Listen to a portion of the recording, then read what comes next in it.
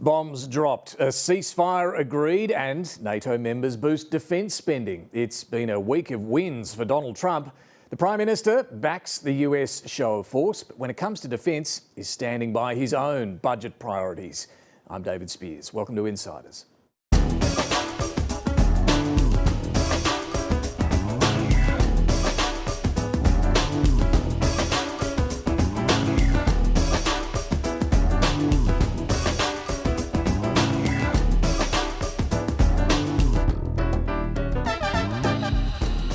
We were just about to wrap up this show last week when Donald Trump announced the US had bombed Iran's nuclear sites. They were completely obliterated, the president claimed. There's been some doubt about that and where Iran's nuclear ambitions go from here. But a ceasefire quickly followed, suggesting Iran has had enough of being hit for now. Most NATO leaders then bowed to Trump's demands to lift defence spending, putting more pressure on Australia to follow suit. But the Prime Minister is holding the line. He says his government's doing enough on defence as he talked up spending priorities in other areas.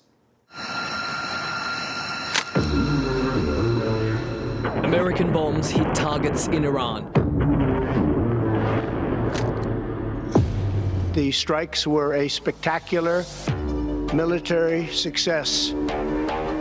Donald Trump, wartime president. Iran cannot be allowed to get a nuclear weapon, and we support action to prevent that. When America conducts combat operations, we want to know what our level of involvement will be. Was a facility like Pine Gap used in this attack? This was a unilateral action. This was unilateral action. I can't be clearer than this was unilateral action taken by the United States. Where Iran has launched attacks on a US military base in Qatar. A Donald Trump deal, Iran allowed to save face. Shortly after claiming an extraordinary breakthrough. Donald Trump has posted to Truth Social saying both Israel and Iran have agreed to a ceasefire.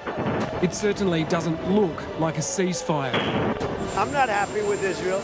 I'm not happy with Iran either. They don't know what the they're doing. I think that President Trump made some pretty clear statements. Trump also posted on his Truth Social site, Israel, do not drop those bombs, bringing your pilots home now. Israel has agreed to a ceasefire.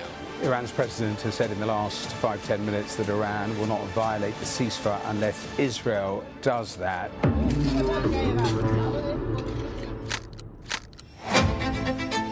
This NATO summit couldn't have come at a more delicate time militarily. You know, they fight like hell. You can't stop them. And then Daddy has to sometimes use strong language to get to strong language. I didn't call him Daddy. I think he likes me. Donald Trump is contesting leaked intel that reportedly says the damage to Iran's nuclear facilities was not extensive. They didn't see it. Is Iran's nuclear weapons program, quote, completely and totally obliterated? Iran's nuclear program is obliterated. The mountains haven't collapsed. The fire and brimstone is all underground. You cheer against Trump so hard. It's in your DNA and in your blood. The 14 huge bombs dropped on the nuclear facility of Iran, I think this was crucial. NATO leaders promising to spend 5% of GDP on defense by 2035. I'm wondering hell of a week, hasn't it? My guest this morning is the Minister for Social Services, Tanya Plibersek. First, let's check what's making news. A state funeral has been held in Iran for military commanders, nuclear scientists and others killed during the conflict with Israel. Huge crowds of mourners chanted slogans and waved flags. The BBC reports they were urged to attend and free transport was provided. In the 9 newspapers, there's been a rise in the number of older children on the National Disability Insurance Scheme. In some parts of the country, 1 in 10 kids aged 9 to 14 are on the scheme. It's a challenge for the government in its efforts to rein in the growth of the NDIS. And News Corp papers report Australia is lagging 10 years behind Britain on domestic violence laws aimed at stopping abusers using technology to control and threaten their victims. It comes as changes take effect this week aimed at helping victims flee violent relationships. We'll talk to the Minister about that shortly. We're going to begin, though, with the big issue of the week. We don't know exactly yet what's left of Iran's nuclear program, but the regime has clearly been weakened. Donald Trump stared down critics in his base and showed he's willing to enter foreign conflicts. The Labor Party, which once railed against going to war without a UN mandate, now finds itself supporting Trump's decision to drop bombs and ignoring questions about international law. Australia, it seems, is on board for Trump's approach of peace through strength. Let's see what the panel makes of it. We're joined this week by Mark Kenny, Isabella Higgins and Charles Crouch. A very good morning to all of you. Mark, it's a week on since these bombs were dropped. What has flowed really from this big decision of Donald Trump at the end of the week? Well, I suppose you'd say in the immediate term what's flowed is peace, or some sort of semblance of it, the beginnings of it. We see the end of the conflict between Iran and Israel. I think it's important to remember that this was an action that was initiated by Israel. Yep. Iran was responding to it. I mean, there are allegations made about... And then Trump jumps on board, really. Well, Trump jumps on board in a very decisive way, and he basically bombs the war to an end. I mean, it's sort of an extraordinary moment, really. I wrote about it earlier in the week, describing it as a special kind of brilliant. I don't know that it was necessarily as sort of well planned as it ended up being in terms of its result, but it was an incredibly decisive moment. And I think that's important to recognise. Yeah, and the ceasefire is still holding. Yeah, and as soon as I heard about the ceasefire, my instinct was that it would hold, because essentially Israel had had its reason for the war resolved in that one single moment. Although, Isabella, we don't really know the extent of damage to those nuclear sites. I'll show you a bit of what Donald Trump is saying here, because he thinks he knows, but there is obviously still a little bit of uncertainty. Well, the intelligence was very inconclusive. The intelligence says we don't know. It could have been very severe. That's what the intelligence says. So I guess that's correct. But I think we can take that we don't know. It was very severe. It was obliteration. We don't know. There's obliteration. Look, we know Donald Trump is a fan of the exaggerated statement, but clearly Iran's nuclear program has suffered a setback. That's something we can say. That's clear, and I think most credible analysts have said it's just too early to know what the extent of the damage is. I mean, it's clear from satellite imagery that those major centrifuges at those really big facilities have been damaged. I mean, there was plenty of suggestion that enriched uranium at those facilities was moved earlier. And as many Iranians have said, you won't remove the desire from the hearts and minds of this country to continue with this program. I think what's interesting is what happens next. The US have said that they will be engaging in talks with Iran, although some Iranian officials have said we don't know anything about that.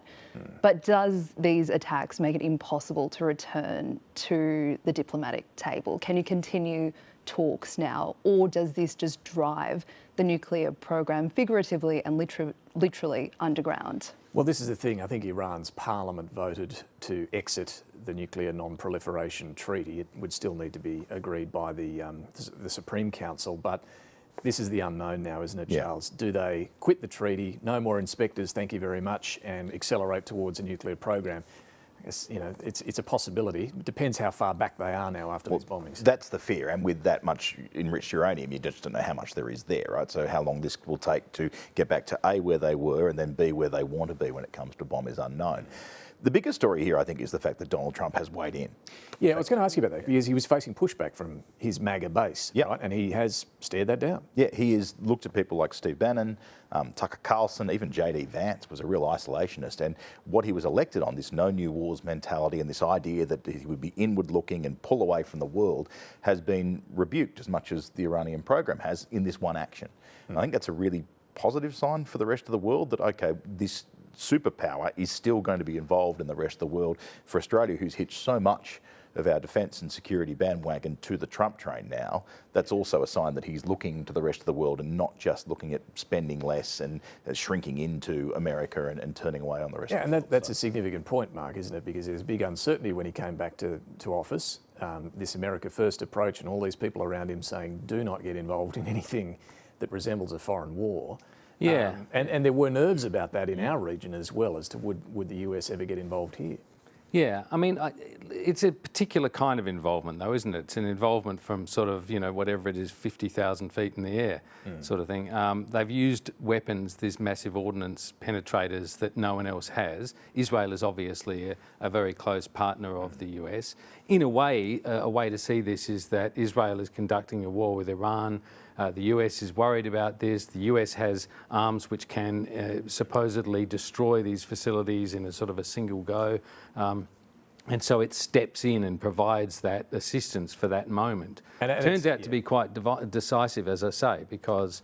But it's a kind of a, well, I was going to say unique case, but certainly a special case, because to do this in relation to anything, any conflict with China, you wouldn't necessarily be able to come in, drop bombs and go home. It's really interesting that actually to think about because, you know, Iran has a very special relationship with Russia. It has a special relationship with China, a very rich trading relationship with China as well, but strategic ties.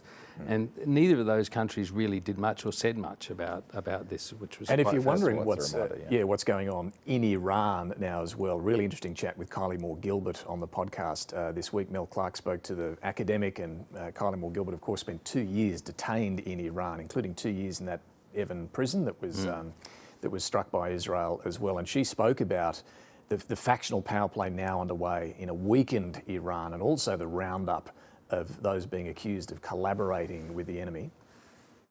The real fear is that they're unleashing this process of score settling, revenge taking, rounding up hundreds upon hundreds of people and accusing them of espionage or collaborating with hostile foreign powers and the like, and expediting executions and rushing through various sham trials of dissidents. It's only the very beginning. There's a lot of uncertainty too about where this goes, what this means for the regime in Iran, and we'll see all of that play out. What about for the Australian government? Mark, Anthony Albanese supported the dropping of these bombs the day after the bombs were dropped. Australia had not, as far as I'm aware, supported Israel's strikes in so many words, but when the US intervened, it did offer support. But the support came with a slightly convoluted form of words. The world has long agreed that Iran cannot be allowed to get a nuclear weapon, and we support action to prevent that, and that is what this is.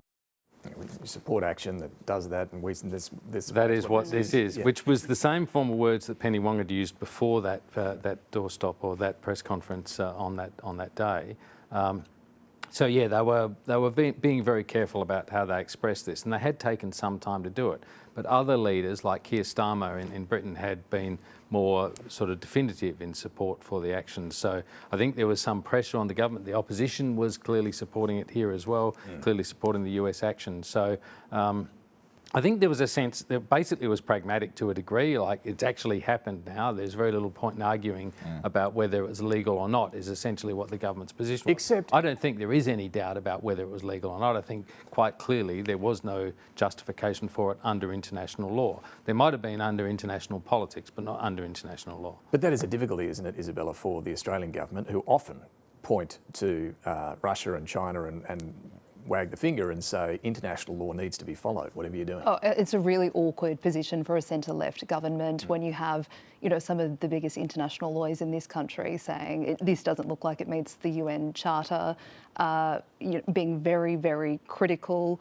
I thought it was interesting then that you've got the opposition come out, you've got Andrew Hastie saying anyone who believes in the rules-based order, it's fanciful, it's moved on. What Andrew Hastie did that day of the US strikes is he came out, articulated his position, he was very clear, and I think when big things like that happen, the Australian public want to know where the government stand on things, and it was that first statement that came out from the government on the Sunday was very ambiguous, and it almost took them 24 hours before Penny Wong came out and sort of cleared up their position, and then it was still somewhat ambiguous. Yeah, what did you make of the government's response on this, Charles? Oh, look, they got there in the end, right? And I think the whole way through this process has been take stock, consult with allies, I assume with people like Keir Starmer, like the Canadians and New Zealand, who seem to be forming this block of four, the other Five Eyes apart from the US, when it comes to approaching this collectively and as a group, and then standing behind America. Amanda Rishworth probably belled the cat midweek when she said we're not a player in this conflict and in this region at the moment. I think that's probably the right approach. We're not really one of those big influential players. Now, whether that makes us feel isolated or powerless, you know, it's the reality. I think Albanese had said something similar in the Yeah. press conference as well. You know, he'd said, you know, we're not a central player in this. So that's...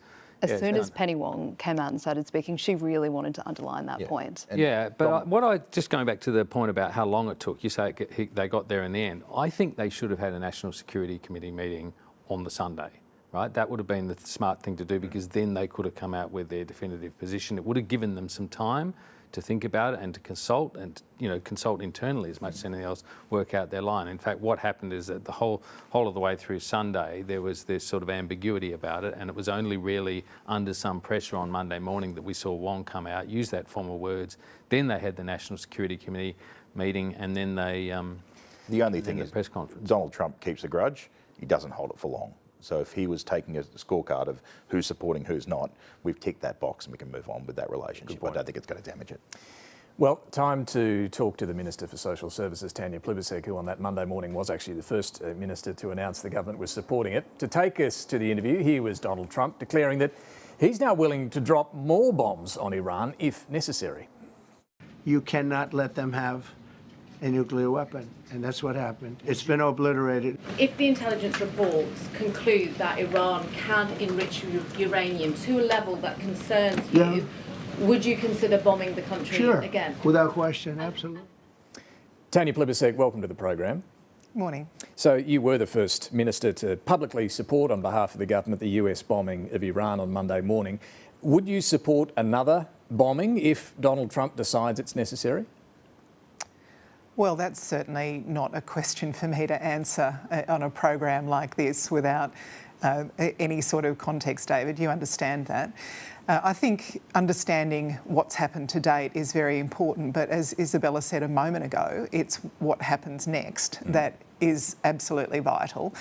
We have consistently said that what we want to see in the Middle East between Israel and Iran is the ceasefire holding, de-escalation and dialogue. Australia's interest in this is predominantly in making sure that Australians who are caught up in this conflict are able to get safely out of Iran. We've still got about 3,000 Australians in Iran at the moment. It is very difficult to assist them to safety. And you know, as well as what's happening in Iran and between Iran and Israel, our focus continues to be on helping Australians out of Israel, making sure that in Gaza and Israel, hostages are returned and humanitarian aid can get into Gaza. We've seen continued extraordinary numbers of civilian deaths in Gaza. So across the region, what we want to see is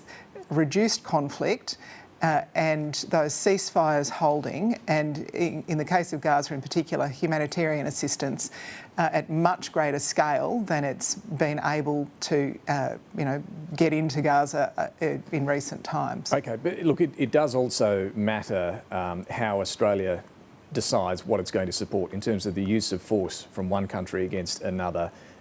You were a strong critic a couple of decades ago of the US decision to go to war in Iraq on the grounds that, Labor's concern at the time was that the United Nations hadn't sanctioned the use of force.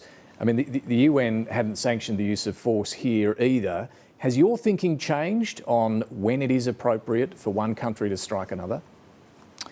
Well, I think the world has been saying for many years that Iran can't be allowed to develop a nuclear weapon. If you ask the International Atomic Energy Agency, the head of the agency has said clearly that Iran was enriching uranium almost to weapons grade, enough to build several nuclear weapons. We know that Iran is the cause of great instability in the region. It is a state sponsor of terrorism. Its own human rights record domestically is appalling. I think there's pretty broad agreement that Iran can't be allowed to develop a nuclear weapon. But under international law, the threat has to be imminent to justify anticipatory self-defence. And I don't think the IAEA, or anyone as far as we're aware, was saying that the threat of Iran using an atomic bomb was imminent So, again, the question and it would have is... been much better, David. It would have been much better if Iran had agreed to cease its nuclear enrichment program, as it's been asked to do and pressured to do by the international community for North many Korea. years. I mean, you know, that's true, but it's not alone in that regard. Coming back to the question, is your view on how the UN should be involved in these things changed over the last couple of decades? Well, I think it's clear that the UN, through the International Atomic Energy Agency, has been saying that Iran is enriching enough uranium to almost weapons grade to build several nuclear bombs. I mean, there has been UN concern about Iran's nuclear program for some time. And so that's enough? That's adequate? David, UN concern is enough to justify this? I think the important thing is what happens next here, and our focus is on urging de-escalation and urging the ceasefire to hold and getting Australians out. We weren't involved in this action, as your panel have pointed out. The Prime Minister and the Foreign Minister have made it very clear that this was a unilateral US action, coming on top of the original intervention of Israel, but it's not an action that Australia has been involved in.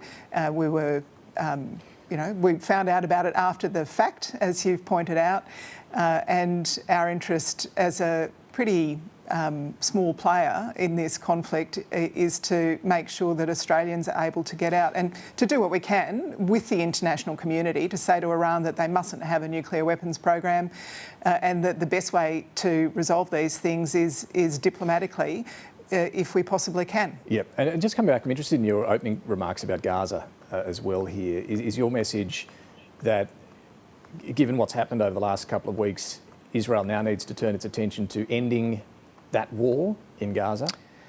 Well, absolutely. We want to see a return of Israeli hostages. Absolutely we do. But when you look at the catastrophic consequences of the ongoing conflict in Gaza, the humanitarian aid being prevented from entering Gaza and being distributed, the number of deaths we continue to see, I think it's important. Most people see that these two conflicts are related, and we need to make sure that we are urging peace in both circumstances. On the question of defence spending, we know the Trump administration wants Australia to spend a whole lot more. Labor this week will be spruiking some of the extra spending that will flow from July 1 on a range of things that you announced at the election and so on. Why are these measures a higher priority than more defence spending, as the US might like? Well, we are doing more defence spending. We're spending $10.6 billion extra over the short term, $56 billion over 10 years. We're doubling our surface fleet, for example. We're investing in long-range missile capability. We are investing in defence. We don't pick a number and then work out how to spend it. We work out what we need and then work out what it's going to cost.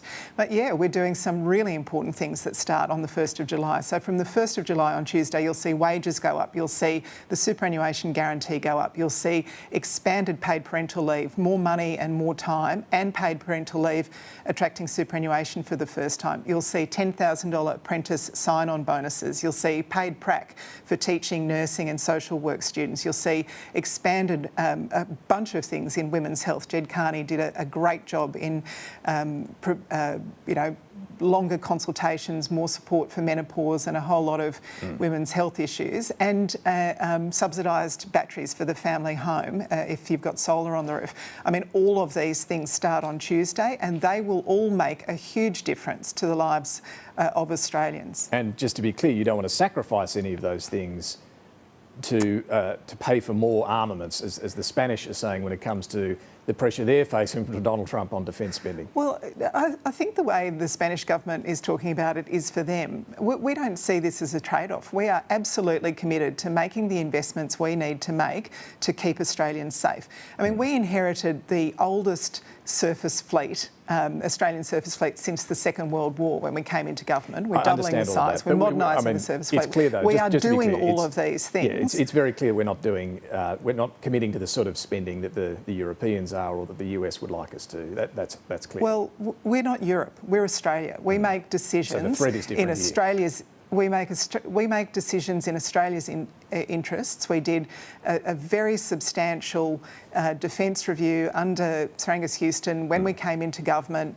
We determined what we need to keep Australia safe, and we are investing more than ever before. In fact, you need to spend 3%, but well, in fact, the last year of spending is the highest year of investment in defence spending ever in Australian history by a factor of an additional $2 billion.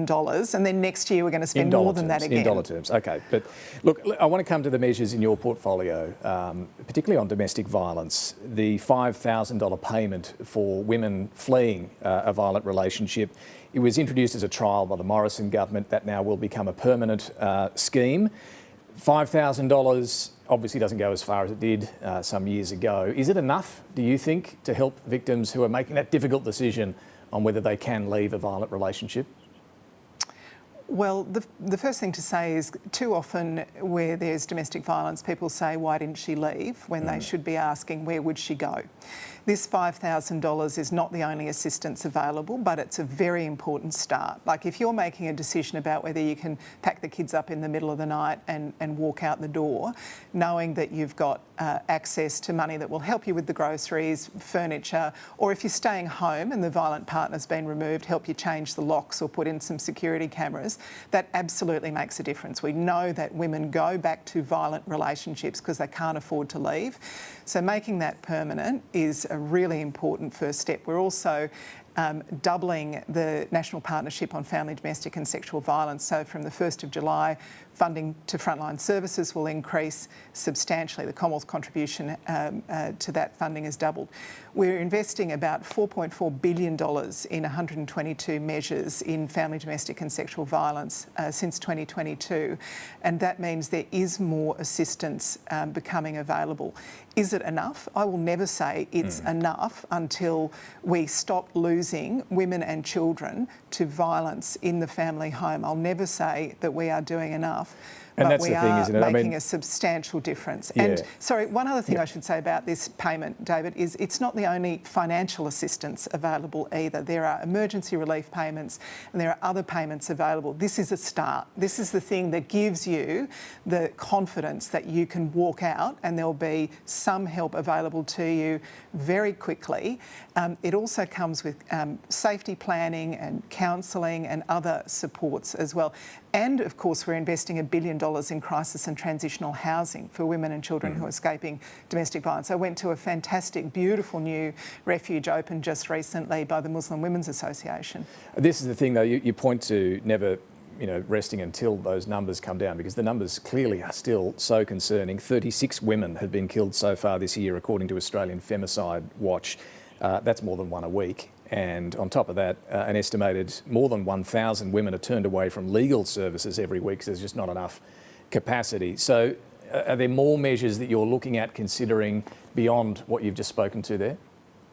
Oh, absolutely. And you might recall that when Mark Dreyfus was Attorney General, he very substantially increased funding to family violence legal supports and other legal services that support women who are getting the advice they need to safely leave a violent relationship.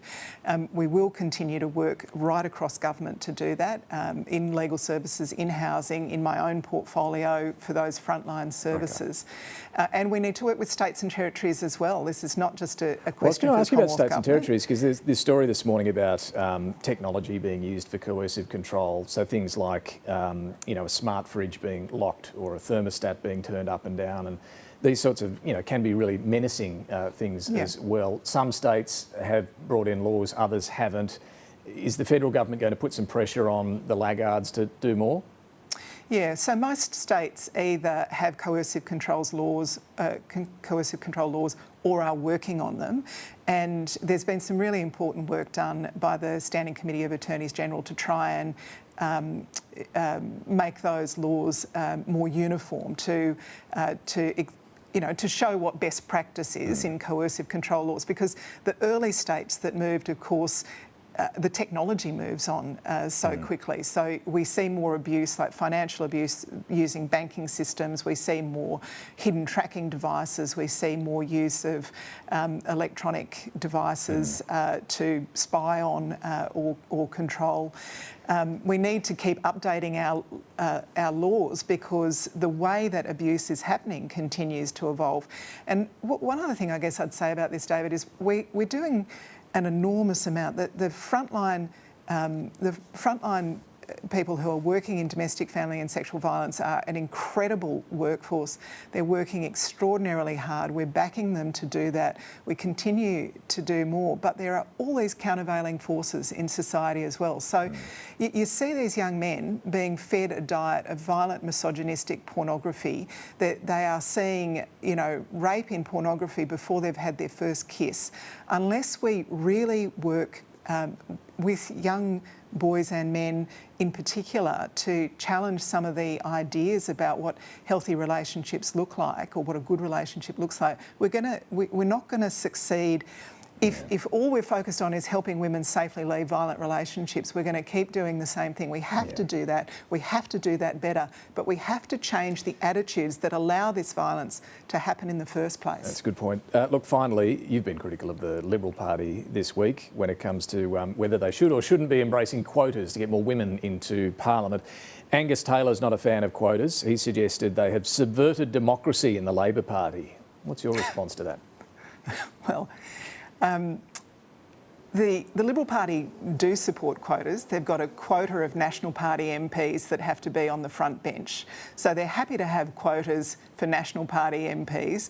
It's just quotas for women that they're not prepared to use. Look, this is the problem with the Liberal Party. Does Angus Taylor really want people to believe that the 28 most talented Liberals in the whole country are the people who've made it into the federal parliament?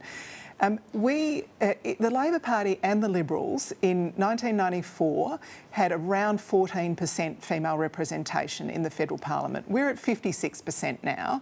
They're at still around 30%, and it's because they refuse to take it seriously. You know, they've got a target. They've got a 50% target. They introduced it in 2016. They've done nothing to deliver it. They do have, however, a female leader now in Sussan Ley. It's, as you would recall, Tanya Plibersek, 12 years and 2 days since Labor dumped its last female leader. It's been 3 men in the role since then. Should the next Labor leader be a woman? Well, the next Labor leader is a long way off, David, so that'll be a matter for the party in many, many years to come. When it does come, though, should it be a woman? Well, we'll see at the time. It's a long, distant future. How distant?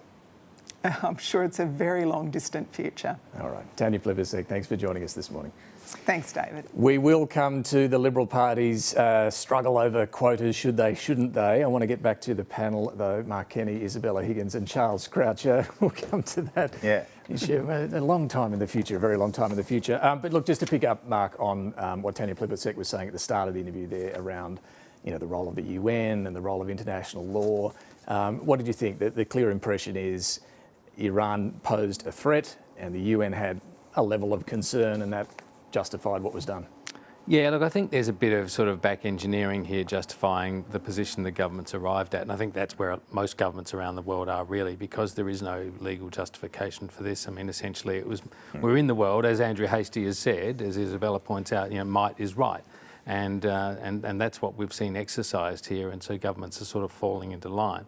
No one mentions the fact that Israel is also a nuclear power, that it's not even a signatory to the Non-Proliferation Treaty. It doesn't observe the safeguards of the IAEA, the International Atomic Energy Agency. So, I mean, that just doesn't get mentioned. But this justification, well, we can't allow Iran to have a nuclear weapon, that's, you know, kind of accepted, and therefore any action that is taken in respect of that is justified. Well, we used to have a proper process for that. There was an agreement that Obama negotiated. Trump came in and got rid of it. And now we're in the situation where diplomacy can't work or wasn't allowed to work. And so we saw this justification ex post facto, really. Let's turn to this argument around defence spending, because the NATO summit this week was quite pivotal.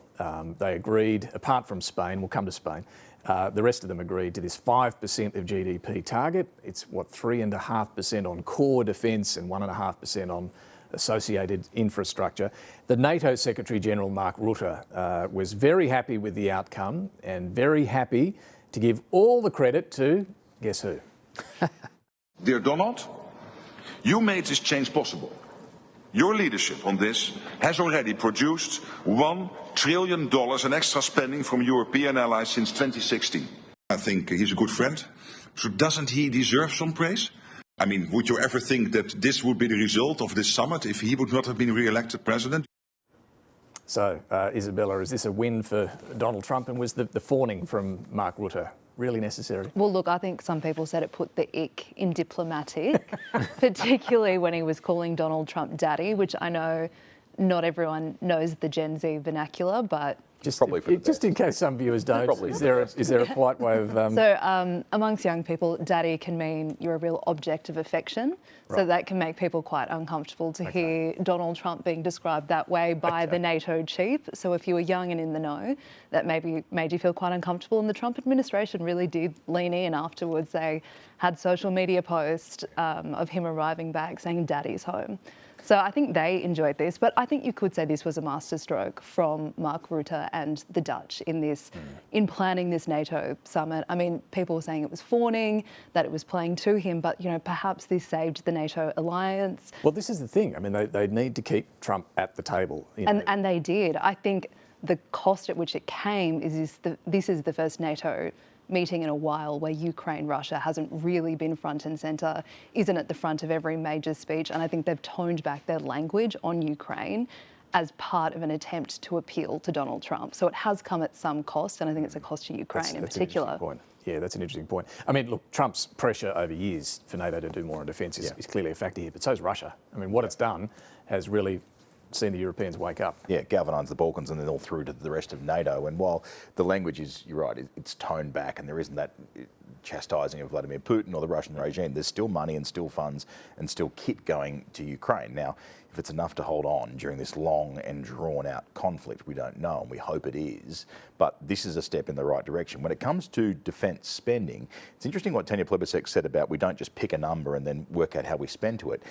They're not taking that same approach when it comes to things like the NDIS. They've picked a number of 8% growth and limiting to that, and then working out how they're going to save to that. So there's two complicated arguments on that front.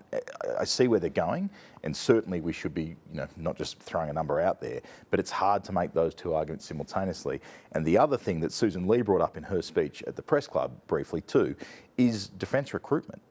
We keep spending money on kit and looking to drive towards these new surface fleet and submarines and drones and attack missiles. We need the people. Yeah. And that's still something that is missing in Australia's Defence Force at the moment. They're trying to get more people on, there's recruitment drives, but it still hasn't got anywhere near the numbers that would be required if things turn sour in our region. I want to just mention Spain, the outlier at NATO that said no thanks. I think the quote from the Prime Minister of Spain was, we've got other priorities in the coming years other than armaments.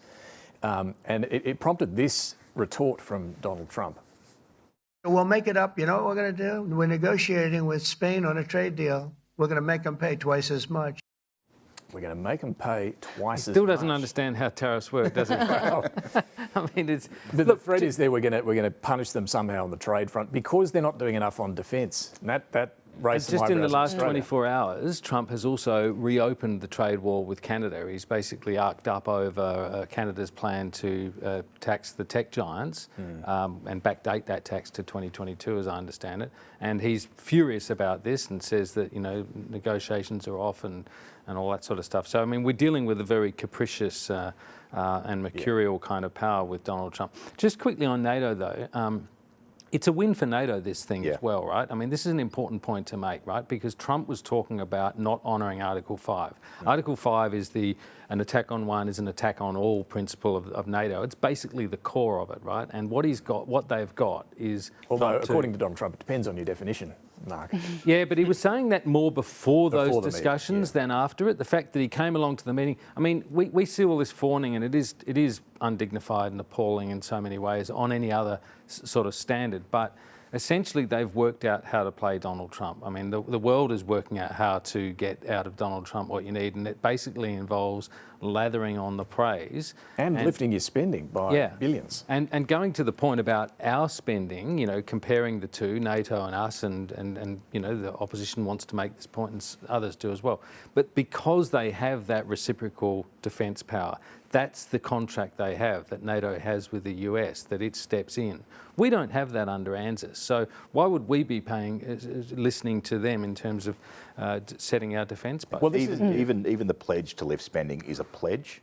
Yes. It may have a 3-year shot clock on it, and when Donald Trump's out of the White House, then we can reevaluate. Indeed, this 5% is over 10 years, so 2035, and some are saying, well, Trump will be gone by then. I think it's interesting too, that 1.5% being on military adjacent spending, so that can be highways, upgrading critical and emergency care, hospitals, cyber security. So I think if you're the Australian government and you're feeling the pressure, maybe you're looking at some of those caveats and thinking, how do we cook the books a little bit to make it look like we're spending more? You could give it a khaki flavour to every other thing you're doing. But look, I do think it's interesting that the Prime Minister is really holding the line. You know, he is not signalling any sort of, you know, defending what they are doing on defence, and you heard Tanya Plibersek do it there, 10 billion over the forward estimates. We're all going to get sick of hearing this, $56 billion over the 10 years. But they're not going to where the US wants Australia to get to. And the Prime Minister is in part justifying this because, well, the Australian people are happy with what we are doing when it comes to our budget. What we do is we put forward our budget, we took it to an election, it received the overwhelming support, but we continue to, as I've said, invest in whatever capability Australia needs. And look, he may well be right, Mark, that the Australian people are comfortable with the spending priorities the government laid out at the election. But that doesn't mean the US is going to be happy.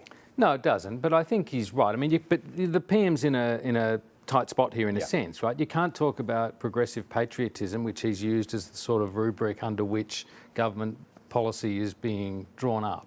And then just sort of surrender such a critical aspect of policy to a foreign country, to another country. And so he's saying we set our spending priorities, we set, you know, what proportion of the budget goes on this and that. I do think there's a fair bit of room for moving here, partly within that sort of 1.5% bit, but also over time.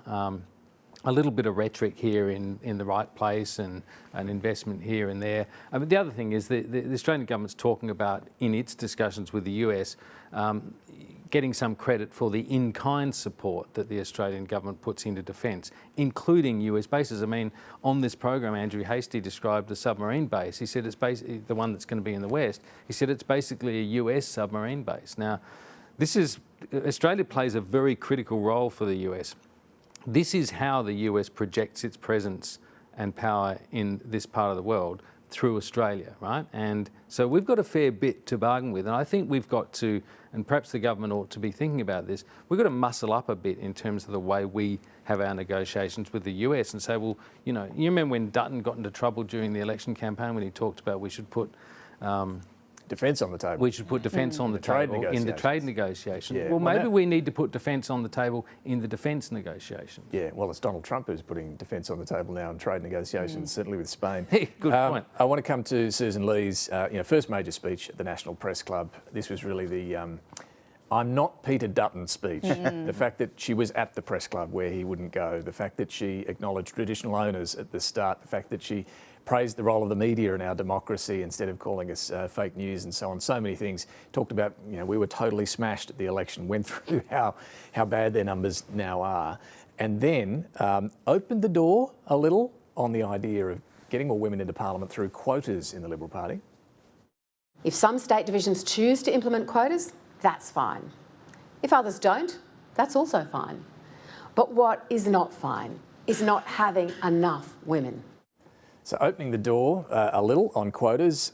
Some within the party are keen to slam it shut again. Tony Abbott was out very quickly saying no to quotas, and so was Angus Taylor. I've never been a supporter of quotas as a means to do that. I think there are better ways of doing that. I have always been a zealot for talented people. I have always been a zealot for talented people. And look at how that's going in the Liberal Party. Isabella, this opening of the door, if divisions want to do it, that's fine. Is that enough from a leader, Sussan Ley, who says she's a zealot for getting more women in, or would she need to actually apply a bit of pressure on them? What I think was actually really interesting this week, not in this speech, but to other media, she proudly said that she was a feminist, which I don't know if she would have done that 3 years ago. You know, it's a word that Liberal MPs haven't always wanted to use, so I thought that was really interesting. Opening the door to quotas. I think that what the issue has been for such a long time is the Liberal Party have recognised the issue, but the actions don't match the words. There hasn't been the action to really try and close those gaps. And I think the Liberal Party think that representation is this nice thing to do, as opposed to something that could really improve their policy. If you have women from different age groups, different areas of Australia, it will make policy better. It will make it work, serve and appeal to Australian women more. And I don't know if they understand that. From this speech from Sussan Ley, I think we can see that she understands the scale of the problem, but I think more broadly there is still this idea that representation is a nice thing to do as opposed to something that will lead to meaningful change, and you wouldn't have issues like the work from home policy that just landed so poorly with women of Australia. It's a really good point about how you view the need to do this. Charles, how is it going to go, do you think, within the Liberal Party? What's the sense you get in? Yeah, internally I'm not sure it's going to go so well, but there is that recognition that something needs to change, otherwise you lose all the teal seats and you keep losing those teal seats, and without those you can't win government. I'd love to know the focus group that produced zealot as the word of the week to discuss this issue for both Angus Taylor and Sussan Ley. Was very everywhere, odd. Yeah. Very really strange choice of words. That aside, Sussan Ley also discussed issues that are important to women. She spoke about the coercive control stuff. She spoke about domestic violence. It was really quite a powerful introduction in that speech. I think Sussan Ley will benefit throughout her time as leader, as long as that lasts, by gross underestimation from the rest of both the party and probably politics as well. I mean, she is so far behind when it comes to seats, so far behind when it comes to her own party, that margin of 2 or 3 votes, it's disappeared already. There is a low bar to clear when it comes to expectations. Whether this can be part of it and she can somehow fold that into the fact they need more women involved, state parties get on board, but there's just nothing within any of those state branches that suggests this is going to be the big driving force and that Taylor's, she wants it to be. That's right, and Taylor's intervention and Tony Abbott's as well shows they still don't get it. I mean, they got this message in 2022 when they lost those heartland seats, replaced by competent, professional, community independent women. It was a very clear message. They completely ignored it. Dutton literally deliberately ignored it from the moment he took over as leader. That's where the suburban strategy came from. Basically forget them, leave them to be fought out between Labor and the Greens and so forth. And there's a bunch of men in this party who still do not get it. And if they don't make sort of fairly serious structural adjustments very, very quickly, I mean, their chances in 2028 are very low, but they need to make significant progress, or their chances of remaining a representative party over the long term are literally going to evaporate. You were there at the address with Sussan Ley, and it wasn't just quotas and getting more women in that was on the agenda in that speech. What did you make of the speech, and how Sussan Ley does intend to modernise, as she keeps talking about, modernise the Liberal Party? I thought it was an outstanding speech. I really did. I thought it was a terrific speech from an opposition leader in a very weak position, at least numerically. But I think she's talking about cultural change. She's talking about all the things, as we've been discussing here, that the party needs to do. I thought the atmosphere, the tone of it was extraordinarily positive and constructive. I think her own story is particularly good, and she leant right into that, and I thought that was quite interesting. I really wanted to know how it ends, but of course we don't know that yet. People talk about opposition leading being, one of the sort of most unpleasant, most difficult, most unstable jobs you can do in politics, and I think she has a very steep hill to climb, but I think she started it with purpose. I think, going to Charles's point, she understands the scale of the problem. I also think she understands the complexity of the problem, particularly internally, and that is going to be where it's going to be very, very to that end, clearly the big internal fight, quotas, yes, but net zero is going to be the big one. And navigating that is always going to be tricky when you've got so many in the National Party in particular, and some Libs who just they want to drop net zero. So they've set up this working group to work through it. Is that sort of the best way, do you think, Isabella, of trying to get the party to where you want to get them to?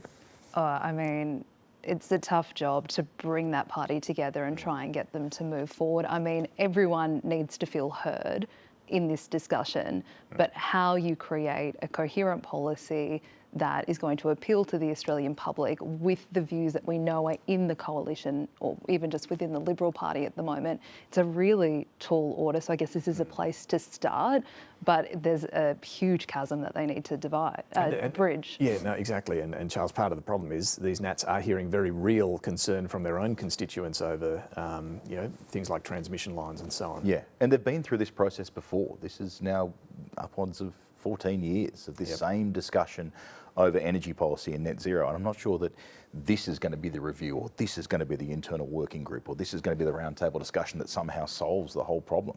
Perhaps like the issue with women, you need to bottom out and hit some kind of rock bottom before there is some realisation. The more we think about the issue with women and this problem, I think about the Northern Territory, down to 2 seats in that whole parliament. Now they've got female Chief Minister, Natasha Griggs runs the party, and a female senator.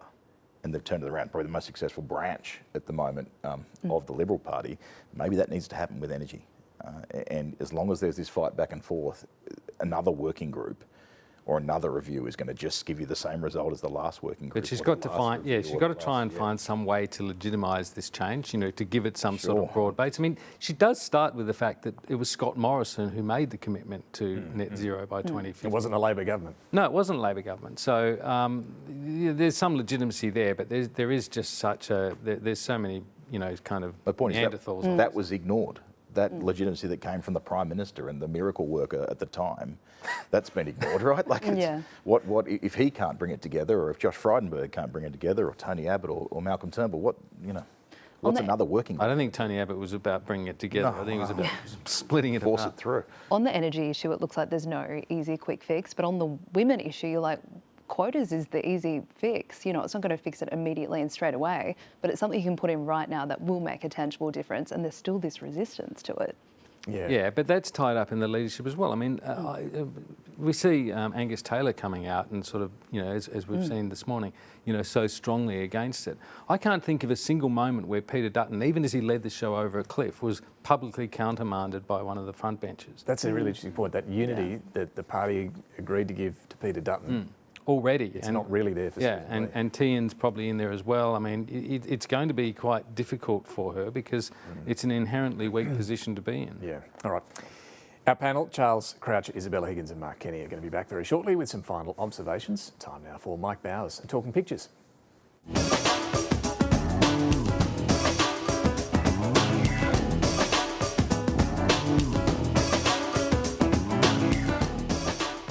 I'm Mike Bowers and I'm photographer at large for the New Daily. I'm talking pictures this morning with freelance cartoonist Glen Le Lievre, and a very warm welcome back. Morning, Mike. Glad to be here. We seem to stumble from one Trumpastrophe to another. He shocked the world again using stealth bombers. It's not so much the Manhattan Project as the Mad Hatton Project. Spare a thought for the poor dove, what it must be like to be trapped in there. This is your cartoon, Glenn. Dove of Peace here is not going to outrun the mushroom cloud. This was a Harry Bruce cartoon. I do think he sort of captured the zeitgeist here. We have been down this path before, haven't we? Brand new war, same old spin. Same muck in a different coloured bucket. Beautiful Mark Knight, who's not so much got the B-2 bomber as the T-2 bomber. The Iranian regime was expecting another taco. Instead, they got the whole enchilada. Very punny. Yeah, well, it's more than your time's worth to go chasing every clown car down every rabbit hole.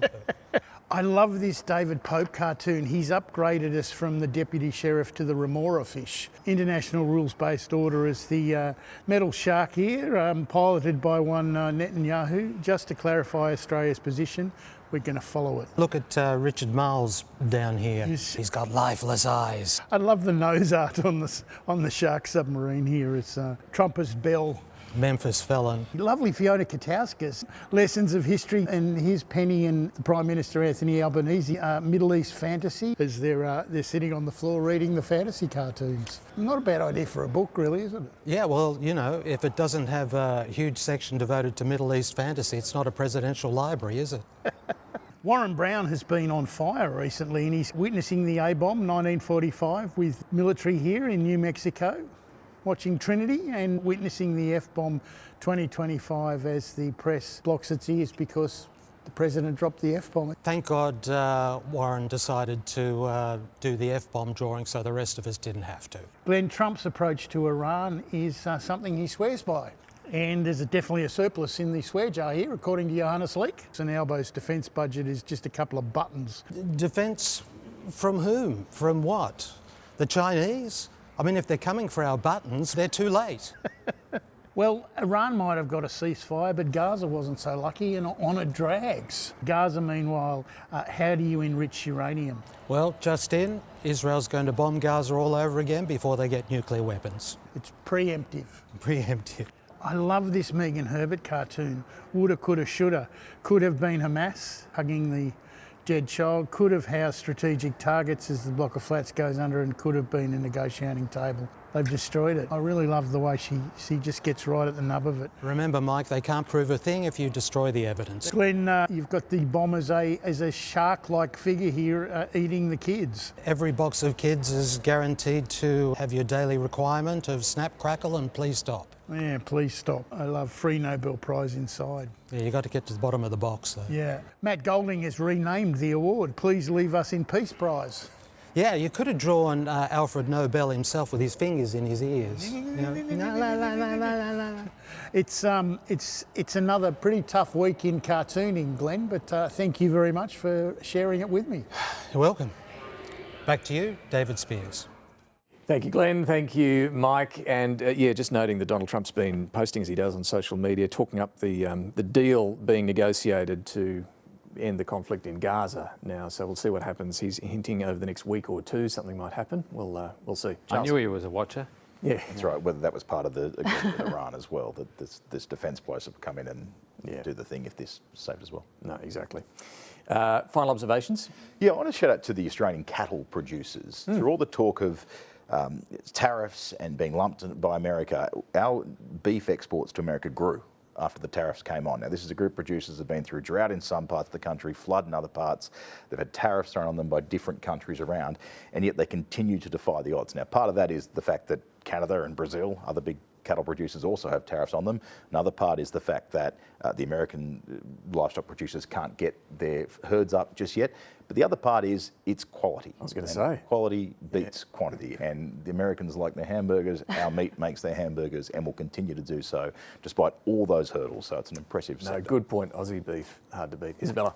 My observation is we're a week out from NAIDOC week, which is usually meant to be a great celebration of Indigenous culture, but I think as we approach it this year, there's a lot of Indigenous communities around the country hurting with recent deaths in custodies in the Northern Territory, the awful Cassius Turvey sentencing back in the media. So I think as we prepare to celebrate Indigenous culture, there will also be many communities who hope that Australians are willing to have some tough conversations next week. No, very good point. Very difficult time on that front. Mark. Just on the scale of the women problem that the Liberal Party has, Labor will have more women in the Parliament than the Coalition, right, has MPs, right?